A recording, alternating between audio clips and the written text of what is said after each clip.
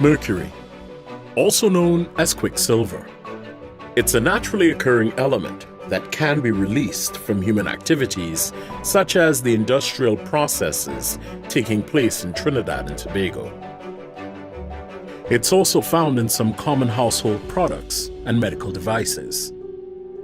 The problem is that once the toxic heavy metal is released, it enters the global mercury cycle, where it persists, contaminating our atmosphere, land, waterways, and oceans for a very long time, and accumulates in the seafood that is a big part of Caribbean diets, and therefore is the main route of exposure to humans, with children and pregnant women and their babies being most vulnerable.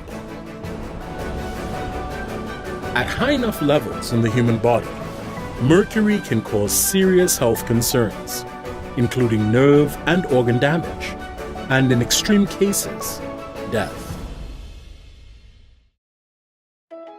The Minamata Convention on Mercury was adopted in 2013 and is named for Minamata Bay in Japan, the site of mass mercury poisoning due to industrial pollution in the 1950s. As of May 2018, the convention has been ratified by 92 countries, including St. Kitts and Nevis and Jamaica. It calls for the phase-out of several mercury-added products by 2020, including certain cosmetics, pesticides, batteries, and electrical switches and relays. The convention also requires regulation of manufacturing processes and industrial mercury releases. The Government of the Republic of Trinidad and Tobago, through the Ministry of Planning and Development's Environmental Policy and Planning Division, is currently exploring options for the environmentally sound management of mercury, with the active support of key stakeholders, including the Tobago House of Assembly. The country's first step was to identify mercury sources and release points in order to make an informed decision on becoming a party to the global treaty. By far, Trinidad and Tobago's largest source of mercury is the energy sector, where it's found in oil and natural gas, and released during extraction and refining. The sector accounts for over 75% of the country's total releases, while much smaller releases are produced by burning waste and disposing of mercury-added consumer products like fluorescent light bulbs.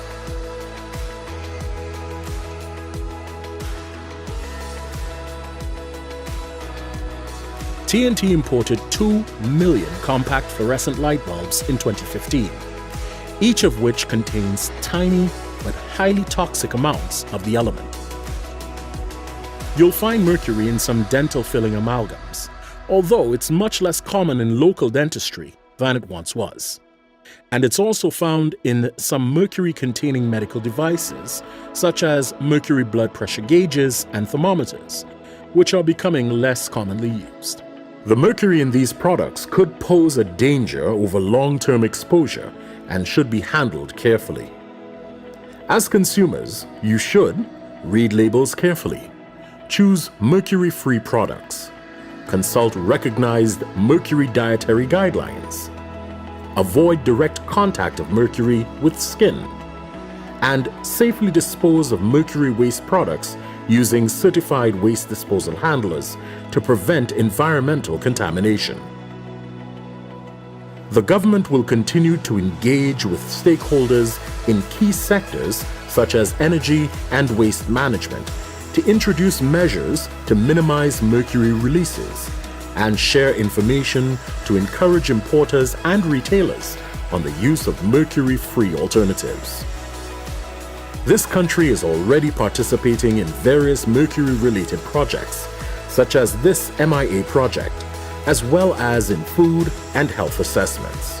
The Government of the Republic of Trinidad and Tobago is actively considering becoming a party to the Minamata Convention, which will enable access to technical and financial support from the international community.